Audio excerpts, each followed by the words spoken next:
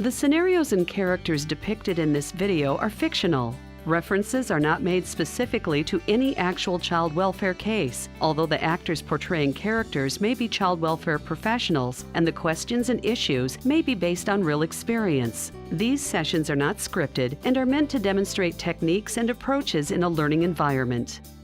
This video is designed to provide samples of brief coaching sessions. These examples are to be used as a learning tool and are not meant to provide expert examples. The following coaching scenarios are presented not only to provide an example of a strong coaching session, but also as a discussion topic for how coaching skills may have been more strongly utilized. In this interview, you will watch as Heather coaches Chelsea in the use of safety mapping, a strategy to assess family strengths.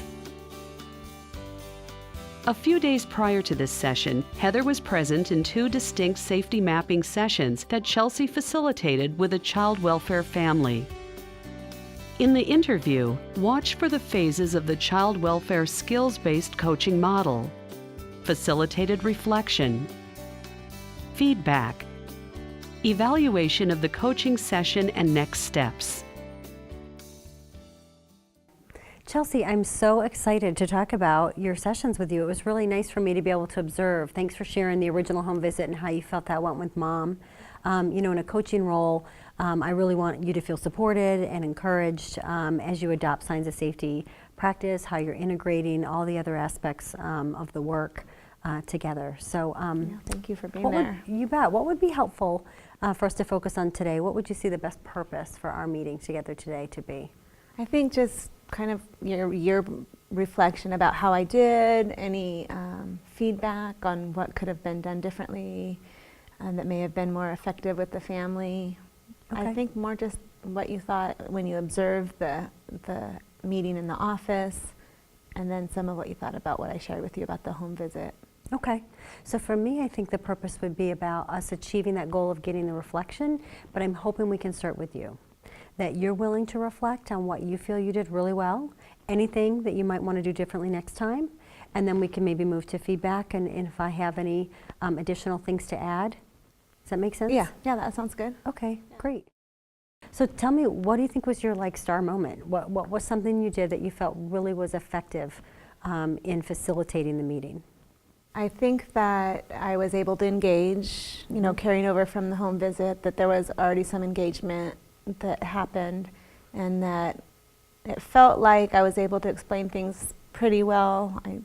You know, a couple times the family got a little confused, like when you stepped in and helped me, but mostly I think I got the needed information out there and that the family felt fairly safe in the meeting. Great, so you were able to engage the family so that they felt safe enough to be honest and open and share the information from their perspective. Yeah. Great. So on a scale of 0 to 10, compared to other meetings you've done, how would you rate this meeting? So 0 is, it was the worst, you want a do-over, you wish you could have, you know, totally done things differently, and 10 being that you felt like, wow, I nailed this. Like I got the purpose clear, achieved the goals, and everybody was on board. Maybe a 7. Okay, wow, that's great. 7's a high rating. What made you give it a 7? What were the specific skills you did that gave you the feeling that you could give it a 7? Well, I felt like, you know, I followed the structure pretty good. Mm-hmm. I did forget to do the plus delta at the end. Yeah, let's come back to that in a minute. Okay. So what did you do that really worked well that gave you a 7? Again, the engagement piece, I tried to really get clear about what was the impact on Lauren. Yeah. What specifically the family needed to do to make everybody feel comfortable. And I think that the process helped the DDS worker to feel a little more comfortable, and maybe that will help their work together, the family and Michelle, to be able to work. How did you do that? What specifically did you say? What was it about your presence? How did you do that? Well, I think just really the family did, based on some of the questioning that happened through the process. I don't know. Do you remember any of the questions? Me, but yeah. Do you remember any of the questions you asked that maybe help them think differently about something? Maybe being able to be clear about the difference between what's really harming a child and what's just complicating issues, because I felt like a lot of Michelle's concerns were based on, you know, the house being small and the potty training. And so I think asking those questions and getting more specific, and then also letting the family show that they had a plan to start working towards that, help her feel better. So asking the family, or helping the family come up with those goals to address the worries, even if they were just complicating factors. You started with the family first in every part of the conversation, right? So their viewpoint was validated. Yeah, that's great. You did a really nice job with that. What else would you say that you did well that helped to improve the working relationship between the other service providers and the family? I think I allowed a space for everyone to really just listen. And I think that happened because we came up with the agreements, that everyone was kind of on board from the beginning, that these are the agreements and we're going to hear each other out. Yeah, you had a good list of group agreements, and I feel like you were able to help everybody from the get-go adopt those, and then you didn't actually have to worry about too much disruption. They really did follow the agreements that they chose. They did a good job with that. Great, great. What do you think, if anything, you might do that would maybe make your rating from a 7 move up to an 8? Or if you can think of another meeting you've done, certain skills that you would have rated your meeting higher? Well, a couple things I mentioned. I didn't do the plus delta, and I think that's pretty valuable, especially if you're going to meet with the family again. Yeah.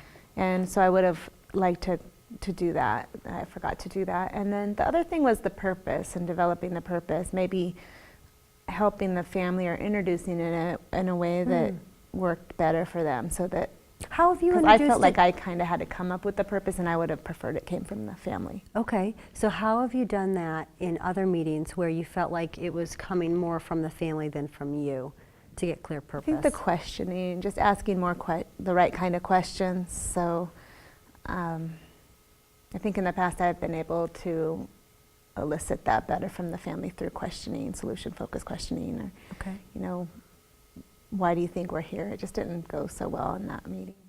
Okay, great. So how do you think adopting the signs of safety practices has helped you work not just well with this family, but with other families that you're working with?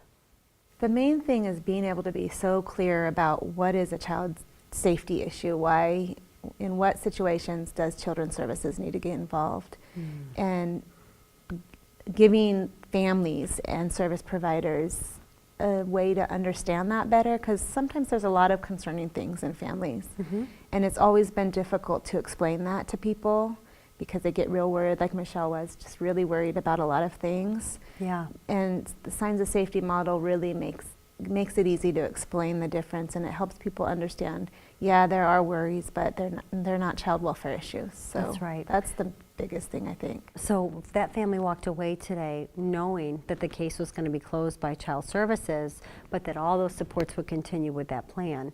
Yes, and that's the other thing, is really the emphasis on getting that safety network, those people that are naturally in the family's lives. Right. So from my perspective and giving you some feedback, I really am always looking for, did the social worker create an opportunity to get a balanced assessment of both the harm and danger versus complicating factors, all those worries, and equally pull what's working well out of the families. Many of us have been trained to focus on identify the problem and help them fix it. And this really felt like, and this is my direct feedback to you, that you have such a nice presence about yourself. You really do feel, I think, like you create a comfortable environment for the family, that it sounds like you were able to move Mom from her initial fear of CPS coming to her home to really being able to communicate with you as comfortably as she could, to talk about her worries, what she saw she did well as a mom, and how everybody was going to work together going forward. So I think you did a really nice job making sure that you got an equal understanding of the worries and what's working well. Thank you. You pointed out the plus delta was that last step that you missed, but you did share with me that you did that in the home visit the first time? Yeah. How did Mom respond to that? She responded well. What was clear was that she didn't feel as worried as she was from the beginning, that our meeting helped her to relax, the way that we shared information together, and she didn't have any gel toes, but sometimes that's hard on the first visit for families. The only other thing I'm thinking about too is during the meeting, you know, how you scribe and facilitate at the same time, making sure you capture the words that they're saying. I know you had that moment where Dad was rating low, and I love that that was a check and balance for you, right? Because Dad rated it low because his name wasn't on there. You were able to get his name into the danger statement. Yeah, I was glad he recognized that, because I didn't even realize I had left him off, which was a big... So continue to do that. Do more of that. That really worked well for you. And something maybe that you could do differently in explaining, you know, so that I didn't have to step in. Using that, putting it on a continuum, right, or creating any kind of a visual can be really helpful. Yeah, that was for families. Pictures, putting words into pictures can be a great thing.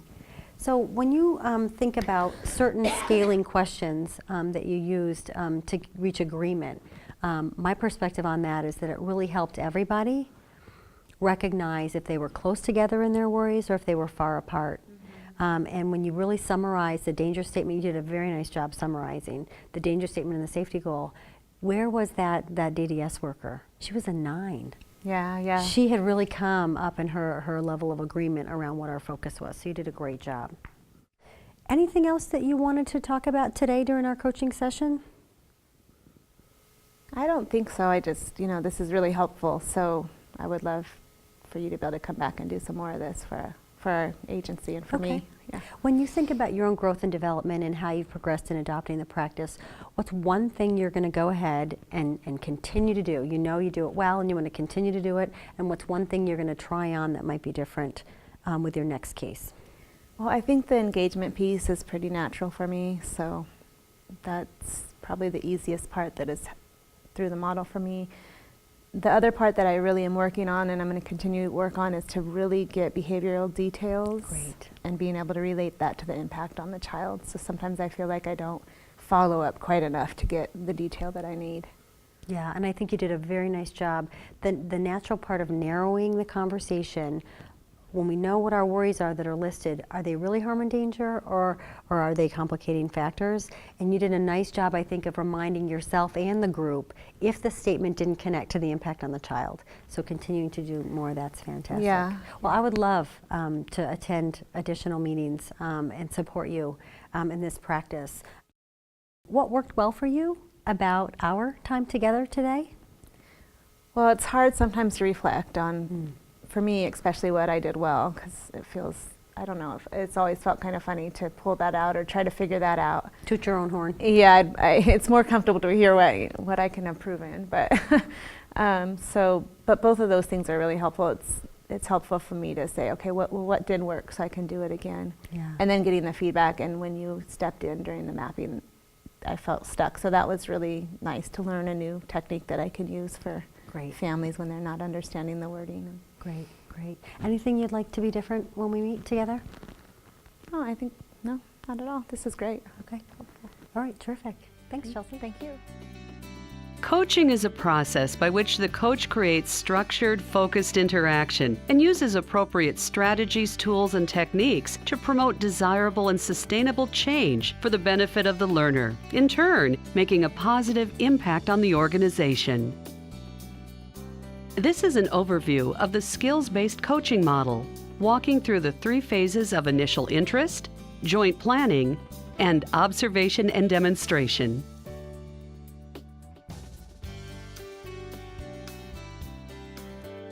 In post-observation, the coach and learner independently engage in self-reflection. The coach and learner then meet for facilitated feedback and evaluation.